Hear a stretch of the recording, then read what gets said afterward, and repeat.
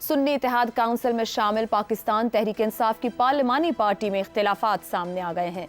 जराये के मुताबिक शहरयार आफरीदी के इस्तीफे से मुताल्लिक बयान के बाद 27 से ज्यादा मेंबरान ने इस्तीफों पर मुशावरत की, जबकि शानदाना गुलजार और शेर अफजल मरवत समेत मुताद्दिद मेंबरान ने पार्टी क़यादत की नाअहली पर एहतजाज भी किया।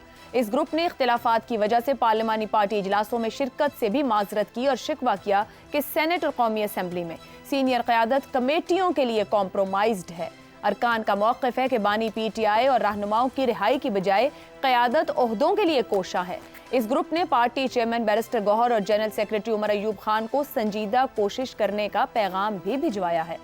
शानदाना गुलजार के मुताबिक शहरयार आफरीदी का पैगाम था कि बानी PTI के रिहाई के लिए कुछ नहीं हो रहा, इसलिए मुस्ताफ़ी हो जाना चाहिए। और जब ये बात असद कैसर ने सुनी तो कहा कि फिर वो भी मुस्ताफ़ी होंगे। शानदाना गुलजार के मुताबिक शेर अफजल मरवत, अली मोहम्मद खान, जुनैद अकबर, पंजाब से अमीर सुल्तान और शबीर कुरैशी के भी यही जज्बात हैं और वो पार्टी की बेअमली की वजह से तंग हैं। शानदाना गुलजार के मुताबिक PTI में सियासी और पार्लिमानी कमेटी में मशकूक अफराद हैं। इसी तरह फवाद चौधरी ने भी कहा है कि PTI की मौजूदा क़यादत के कद इतने छोटे हैं कि उनकी पूरी सियासत इस पर खड़ी है कि कोई बड़े कद वाले लोग शामिल ना हो। मौजूदा लीडरशिप की कोई भी कुर्बानियां नहीं है। फवाद चौधरी के मुताबिक हमसे ज़बरदस्ती सियासत छुड़वाने की कोशिश की गई, जिससे एक खला पैदा हुआ और इस छोटी सी लीडरशिप को इख्तियार मिल गया। PTI के 20 से ज़ायद अरकान पार्लियामेंट और फवाद चौधरी के मौक़िफ़ को एक तरफ रखते हुए भी देखा जाए तो बानी PTI की क़ैद के बाद जिस तरह देखते ही देखते PTI की कमांड ऐसे वकला और सियासतदानों के हाथ में आ गई जिनका ताल्लुक PTI से नहीं था, जबकि कई का तो फाल सियासत से भी कोई ताल्लुक नहीं था। इंतखाबात में भी एक वाज़ेह फ़र्क नजर आया। एक तरफ PTI के ऐसे उम्मीदवार थे जिनको कागजात नामजदगी जमा करवाने में भी मुश्किलात आईं। कई उम्मीदवारों ने जेल से बैठकर इंतखाबात में हिस्सा लिया, जबकि कई उम्मीदवार ऐसे थे जिन्हें इंतखाबात लड़ने में किसी किस्म की मुश्किलात आईं और ना ही इंतखाबात के दौरान कोई मुश्किलात रही, बल्कि वो कामयाब रहे।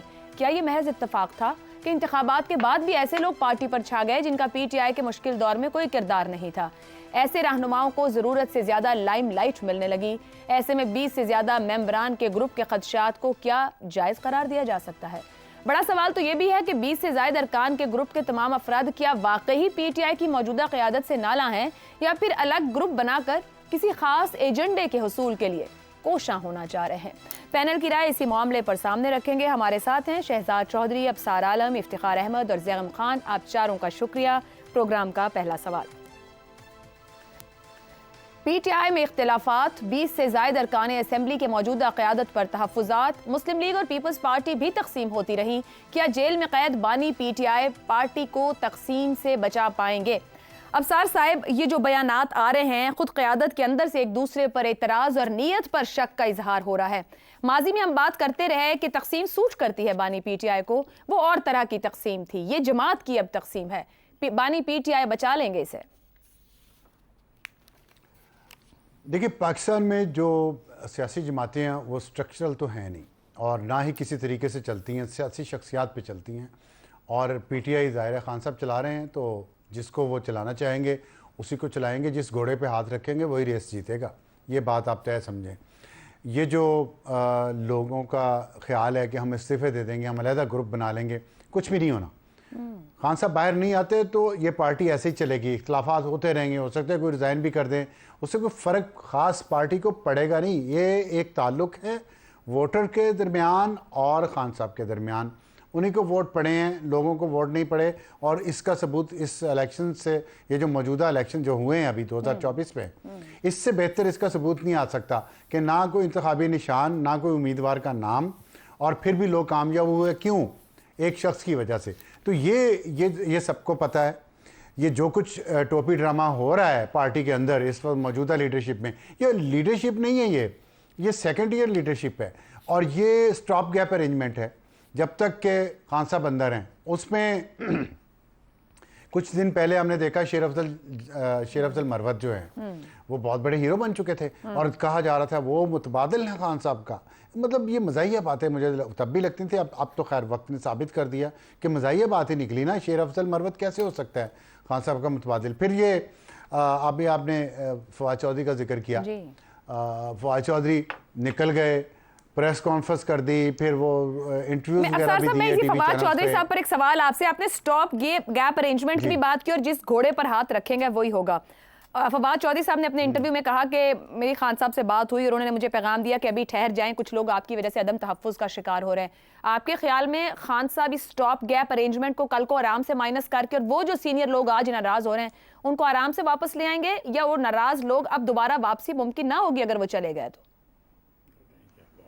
ऐसे करके वो कर लेंगे अगर जब वो करना चाहेंगे। नहीं होते नाराज़ लोगों की वापसी ना हो और आ जाएंगे, बहुत लोग हैं इस मुल्क में। और फवाद चौधरी के बारे में आपने देखा नहीं, शिबली फराज ने आज ही कहा है कि वो घोड़ा है। अब ये देखें, ये कितनी बड़ी बड़ी बातें एक दूसरे के बारे में कर रहे हैं। लेकिन अगर खान साहब ने सबको कहा कि इकट्ठे बैठो, इकट्ठे चलो, तो चलेंगे। पहले भी चलते रहे हैं, आपने देखा नहीं, दोनों काबीना में थे, फवाद चौधरी भी काबीना में थे, शिबली फराज भी काबीना में थे, हालांकि आपस में बहुत इख्तलाफात हैं और बहुत सारे लोग हैं। तो ये जो जिस हालात में से, जिस मुश्किल में से पार्टी गुजर रही है, इसमें से जो बच के निकलेगा उनको रिवॉर्ड तो मिलेगा, इसमें कोई शक नहीं है। लेकिन एक बात आपने जो शुरू में की, मैं उस पर ज़रा तबसरा करना चाहता हूँ कि हर सियासी जमात में चूरी खाने वाले तोते और होते हैं और खून देने वाले मजनू और होते हैं। ये हर सियासी जमात में होता है, इसमें भी कोई एक्सेप्शन नहीं है। पीटीआई में कोई एक्सेप्शन नहीं है दूसरी सियासी जमातों से। जो दूसरी सियासी जमातों में गंद है, जितनी बुराइयां दूसरी सियासी जमातों में हैं, पीटीआई में भी वही हैं। फ़र्क सिर्फ ये है कि इनका प्रोपेगेंडा नेटवर्क इतना बेहतरीन है और इतना ज़्यादा काम करता है कि मैं तो हैरान हूँ। मैं मशवरा दूंगा ट्रंप को, जो अगला इलेक्शन लड़ने जा रहे हैं अमेरिका में, कि वो पीटीआई के बंदे अपने साथ रखें प्रोपेगेंडा करने के लिए। झूठ को सच और सच को झूठ बना देंगे। जो अमेरिका में कामयाब हो गए पाकिस्तान के खिलाफ प्रोपेगेंडा कर करके, आप सोचें कि उनमें कितनी ताकत होगी प्रोपेगेंडा की। तो ये कोई मसला नहीं है, जब प्रोपेगेंडा से हर चीज़ चलनी है फिर कोई मसला नहीं है। ट्रंप की भी गालबन पावर यही रही है जो हम देख चुके हैं। शहजाद साहब, मैं अगर आपकी जानिब आऊँ, ये जो जिस तकसीम की बात और जमात के लोग उसको छोड़ने को तैयार हैं वो पार्लिमानी लोग हैं, क्या किसी बड़े गेम प्लान का हिस्सा कहा जा सकता है? माजी में ऐसा हुआ कि जब जब जमातें तकसीम हुई तो पता चला कि कुछ पीछे मकासद थे, वजूहात थे जिन बिना पर वो तकसीम नजर आई, या सिर्फ शाह से ज्यादा शाह का वफादार बनने की काविश दिखती है? देखिए, इसके अंदर वजूहात तो बहुत ज़्यादा हैं, लेकिन वो वजह जो आप बयान कर रही हैं, जहाँ मफरूज़ा आपने बयान किया कि शायद कोई इसके पीछे कोई और बड़ी खेल है, मेरा ख्याल है ऐसी कोई बात नहीं है। मेरा ख्याल है कि अबसार का जो तज्जिया है बहुत ज़्यादा हकीकत पसंदाना और बिल्कुल दुरुस्त है। एक चीज़ से मैं थोड़ा सा इख्तलाफ की जसारत करूँगा, वो ये है कि जो उनका ख्याल है कि अमेरिका के अंदर, या उनका प्रोपेगेंडा जिसे ये कह रहे हैं, प्रोपेगेंडा नहीं, ये शख्सियत का जोर है, इमरान खान की शख्सियत का। तो अगर आप ये पूछें कि रिकवर कर पाएंगे या नहीं इमरान खान, अगर इमरान खान जेल से बाहर आ जाता है, जब भी आता है, आता भी है या नहीं आता, ये एक और चीज़ है, लेकिन जब भी आता है, 5 साल बाद आता है, डिपेंडिंग ऑन हिज कि उसके ऊपर कितनी कुव्वत और ताकत और कन्विक्शन रह गई है, वो लोग अपने इर्द गिर्द घेर लेगा। और फिर वो बिल्कुल बात दुरुस्त है कि जो लोग जिन्होंने उसमें से हिस्सा खाना होता है, बहुत सारे जमा हो जाते हैं। पाकिस्तान का जो इस वक्त पीटीआई का जो मसला है वो पाकिस्तान की सियासत का मसला है। नवाज शरीफ के बगैर इलेक्शन नहीं लड़ा जा सकता, चाहे वो फाल हैं सियासत में या किस हद तक उनको फाल होने दिया जाता है, इससे ताल्लुक नहीं है।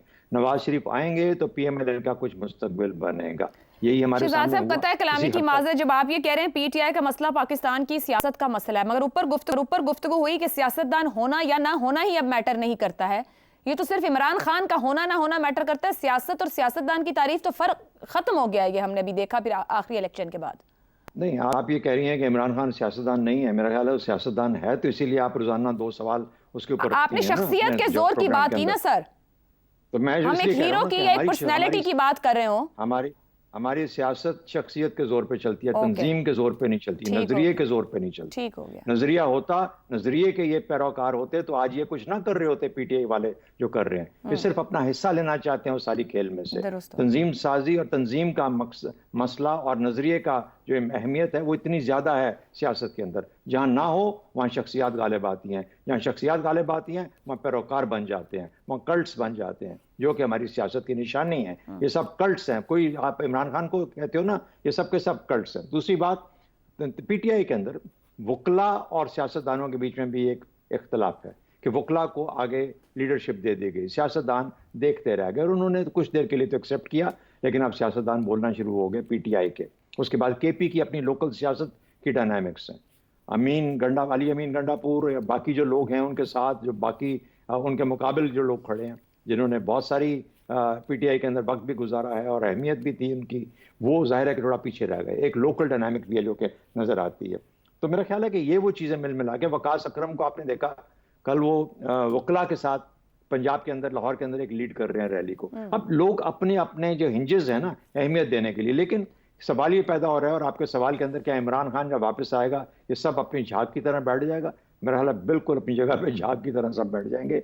जब मालिक घर में ना हो, मैं पंजाबी का बहुत गलत किस्म का इसका एक वो है मुहावरतन इस्तेमाल किया जाता है, मैं वो नहीं कहता, लेकिन जब मालिक घर में ना हो तो बहुत सारे लोग आके फिर मालिक बनने की कोशिश करते हैं। तो इसलिए ज़रूरी है कि इमरान खान, अगर पीटीआई को रहना है तो इमरान खान का बाहर आना बहुत ज़रूरी होगा, वरना ये सब के सब जो है ना, क्या कहते हैं कि फसली बटेरे हैं, कभी इधर तो कभी उधर। दुरुस्त।